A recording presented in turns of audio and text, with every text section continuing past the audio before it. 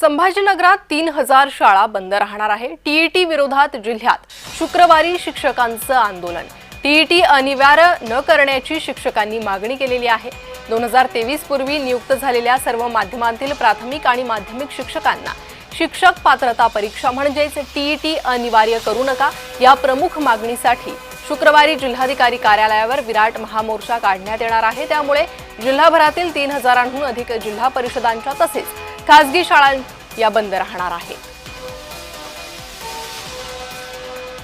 तर संभाजीनगरात 3000 शाळा बंद राहणार आहे। टीईटी अनिवार्य न करण्याची मागणी शिक्षक करतात संभाजीनगरात। त्यामुळे 3000 शाळा बंद राहतील। शिक्षक विराट मोर्चा काढणार आहेत।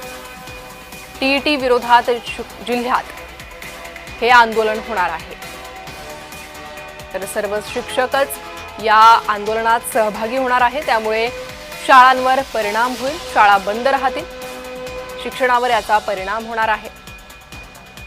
अधिक माहिती या संदर्भात घेऊयात। आमचे प्रतिनिधी विजय चिडे सध्या माझ्यासोबत जोडले गेले आहे। विजय, काय मागण्या आहेत शिक्षकांच्या? नक्कीच जर पाहायला गेलं तर 2023 नुसार पूर्वी नियुक्ती झालेल्या माध्यमिक शाळे आणि शिक्षकांच्या पात्र जे आहे ती अनिवार्य जी आहे ती करू नये अशी मागणी जी आहे ती आता शिक्षकांनी केल्याचे पाहायला मिळत आहे।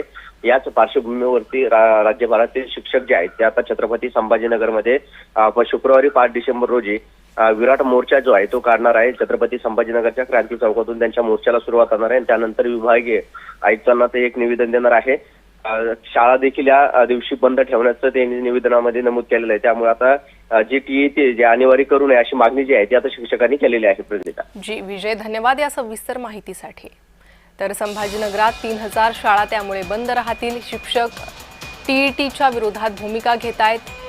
टीईटी विरोधात शुक्रवारी हे आंदोलन। 3000 शाळा बंद राहतील, शिक्षक मोर्चा काढतील।